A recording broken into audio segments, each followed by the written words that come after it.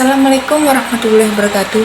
Hai semuanya, perkenalkan nama saya Ella Marsha Ventia dari kelas MPIA dengan NIM 230210832. Di sini saya akan memaparkan materi tentang kurikulum KTSP untuk memenuhi tugas UAS pengantar kurikulum. Selamat menyaksikan.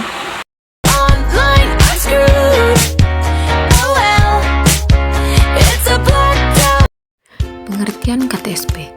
KTSP merupakan singkatan dari kurikulum tingkat satuan pendidikan yang dikembangkan sesuai dengan satuan pendidikan, potensi dan karakteristik sekolah atau daerah, sosial budaya masyarakat setempat, dan karakteristik peserta didik. Sekolah dan komite sekolah mengembangkan kurikulum tingkat satuan pendidikan dan silabus berdasarkan kerangka dasar kurikulum dan standar kompetensi lulusan.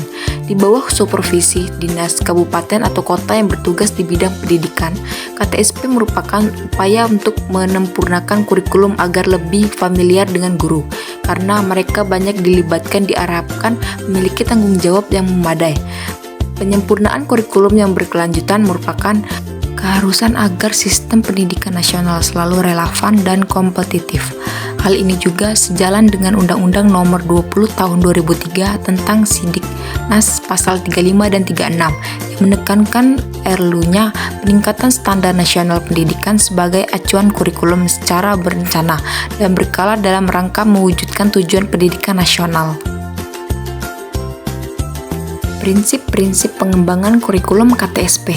Kurikulum tingkat satuan pendidikan sebagai perwujudan dari kurikulum pendidikan dasar dan menengah dikembangkan sesuai dengan relevansinya oleh setiap kelompok atau satuan pendidikan dan komite sekolah atau madrasah di bawah koordinasi dan supervisi dinas pendidikan atau kantor departemen agama, kabupaten atau kota untuk pendidikan dasar dan provinsi untuk pendidikan menengah, berpedoman pada standar isi dan standar kompetensi lulusan serta panduan penyusunan kurikulum yang disusun oleh Badan Standar Nasional Pendidikan atau BSNP.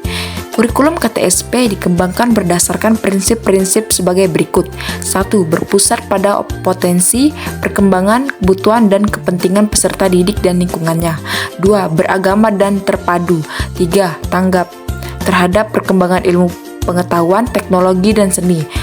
4. Relevan dengan kebutuhan kehidupan. 5. Menyeluruh dan kesinambungan. 6. Belajar sepanjang hayat. 7. Seimbang antara kepentingan nasional dan kepentingan daerah. Pengembangan silabus. Silabus merupakan penjabaran standar kompetensi dan kompetensi dasar ke dalam materi pokok, kegiatan pembelajaran dan indikator pencapaian kompetensi.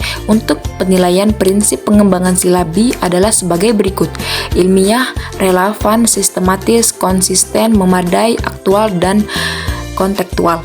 Fleksibel, menyeluruh.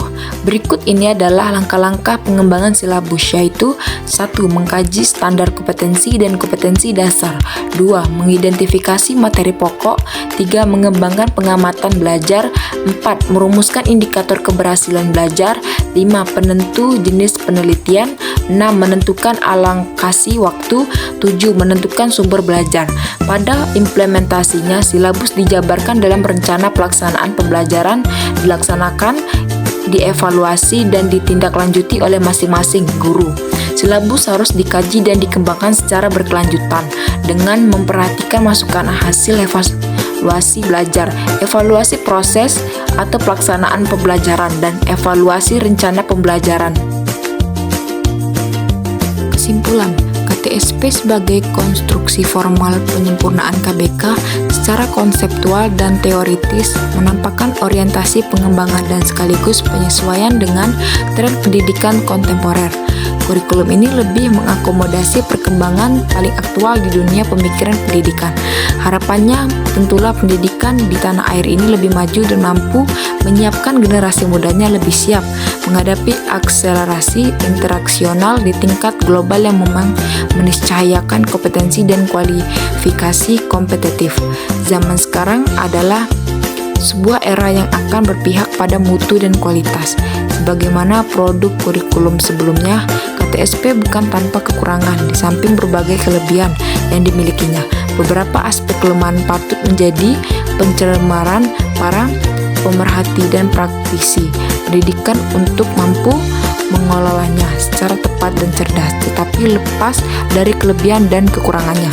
Salah satu aspek kekuatan dan kekhasan yang dimiliki oleh KTSP yang patut diapresiasi adalah keberpihaknya pada guru dan tenaga pendidik lainnya untuk mampu lebih artikulatif dalam menuangkan kreativitas dan kemampuan edukatifnya guna menstimuli dan mengantar peserta didiknya menjadi lebih mandiri dan memiliki konsep diri dan belajar yang berkemajuan.